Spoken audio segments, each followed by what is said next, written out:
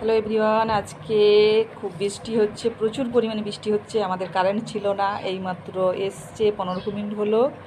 একটু চার্জে বসিয়ে দিয়ে তারপরে এই ভিডিওটা করছি। আমার খিচুড়ি হয়েছে আজকে, দেখুন, ডিম ভাজা, ডিমের পোজ একটা আমার ছোটো মেয়ে খায়, সে ভাজা খায় না।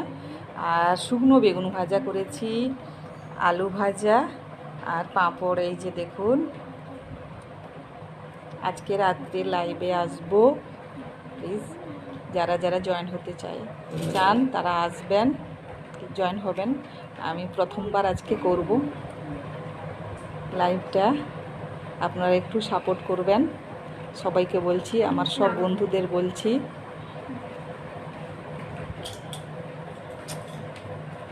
এই যে দেখুন, আপনাদের কি রান্না হয়েছে কমেন্টে জানাবেন।